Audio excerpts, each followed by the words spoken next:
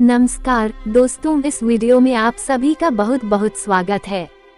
पेश है आज की कहानी चक्रव्यूह। घर के छोटे से बगीचे में हरे भरे सुंदर फूलों के पौधे किनारे से गमलों में लगे थे।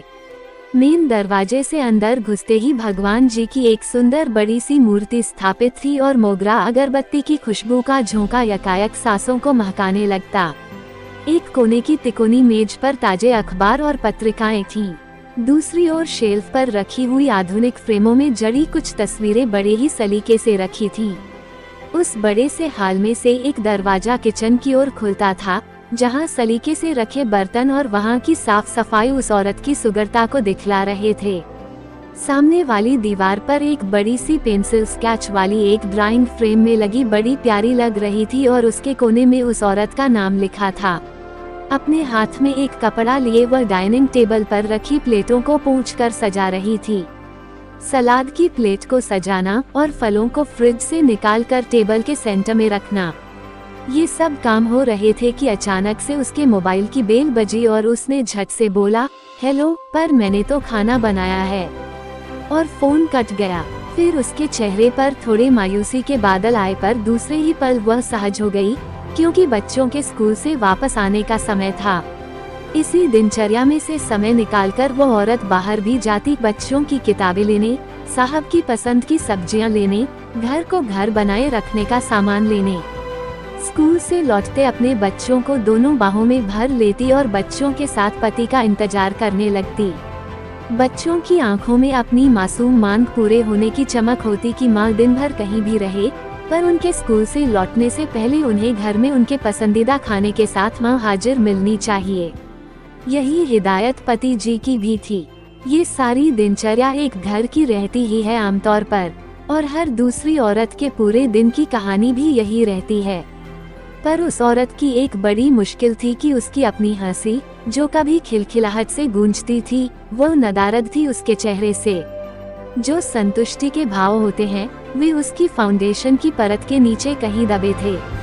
वह ढूंढती थी अपनी वह हंसी, पर नहीं मिलती थी वो उसे अपने पास।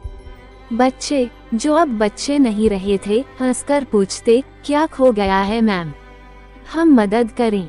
नहीं, मैं खुद ढूंढ लूंगी। वह अपनी झेप मिटाती हुई कहती, यहाँ इस कमरे में तो नहीं है ना? बच्चे शायद उसका मजाक उड़ाते, फिर अपनी पढ़ाई में व्यस्त हो जाते और माँ को भूल जाते, पर जब किसी चीज की जरूरत होती या भूख लगती तो माँ की याद आती। बेटी, जो अब यौवन की दहलीज पर खड़ी थी, पूछती, हे मम्मी, जस्ट चिल।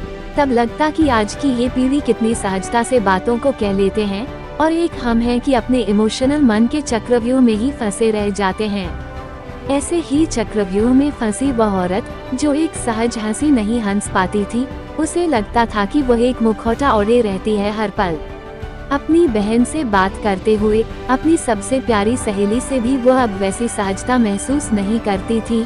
मन खुल नहीं पाता था उसका। कुछ था जो उसे खुश होने से रोकता था। शाम हुई और बच्चे घर से बाहर खेलने निकले तो वह चुपचाप अपने कमरे में गई। साड़ी उतारी और अपने ब्लाउज की दाहिनी बाजू को जरा सा खिसकाया और सामने की टेबल पर रखी बेटनोवेट की स्किन क्रीम को दाहिने कंधे पर दिख रहे गहरे लाल रंग के बड़े से निशान पर मला और वापस ब्लाउज को ठीक से पहनकर दोबारा साड़ी उड़ ली। फिर से थोड़ा फाउंडेशन लगाया और पलकों के कोनों पर जो नमी आ गई थी उसे पोंछा और आँखों को अच्छा दिखाने के लिए काजल का एक स्ट्रोक लगा लिया। फिर से वही गुलाबी रंग की लिपस्टिक लगाए और अपने होठों पर एक मुस्कान को भी सजा लिया। तो क्या यह एक घाव था जो उसे हंसने से, खिलखिलाने से रोकता था? शादी के 18 सालों में जाने कितने ऐसे घावों को वह छुपा छुपा कर रखती रही है, चुपके से मलहम लगाकर एक झूठी मुस्कान सजाकर सहज होने की कामयाब कोशिश करती रही है। शरीर के घाव तो वह बेटनोवेट लगाकर भर लेती थी, पर उसकी आत्मा पर जो जख्म थे, उनके लिए कोई दवा नहीं थी। वह रिश्ते थे, दर्द भी करते थे, पर दिखते नहीं थे किसी को भी। रात को जब बच्चों का खाना निपट गया तो पतिदेव की कार का हॉर्न सुनते ही वो लपक कर दरवाजा खोलने गई। आज कुछ ज्यादा काम था। उद्धरण चिन्ह डॉट। थोड़ा हिचकिचाहट के साथ पूछा। कोई जवाब नहीं। पत्नी का दिन कैसे बीता? बच्चों की पढ़ाई की कोई चिंता नहीं। एक सुगढ़ पत्नी होने का यही आराम रहता है जीवन भर पतिदेव जी को। खैर, फिर से रात का वह पल आया जब पतिदेव का हाथ उस औरत के शरीर पर चलना शुरू हो गया। उस घाव पर भी गया तो एक आह के साथ उस औरत ने मुंह मोड़ लिया। वह घाव अभी 2 दिन पहले का ही तो था। थोड़ी देर में फिर वही खींचातानी। वो औरत अपनी दबी सी आवाज में सिसक रही थी, पर पतिदेव को इससे कोई फर्क नहीं पड़ता। ये खींचातानी ज्यादा देर तक नहीं चल पाई, क्योंकि बिल्कुल साथ वाला कमरा बच्चों का था। वह रात एक और नया घाव छोड़ गई थी उसकी आत्मा पर, और शरीर के घाव को और गहरा गई थी। सुबह अलार्म बजा। रसोई में से आवाजें आने लगी। बच्चों, चलो उठो, स्कूल के लिए देरी हो जाएगी। आप भी उठिए, चाय बन गई है। वो औरत एक सुंदर सी साड़ी पहने, धुले लंबे बालों को समेटती चाय का कप लिए बेडरूम की तरफ चली गई और इसी तरह रोज की तरह अपने ड्यूटी पर लग गई। दोस्तों, ये थी आज की कहानी।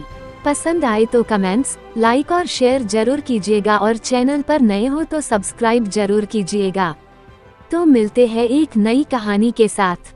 चैनल पर बने रहने के लिए बहुत बहुत धन्यवाद।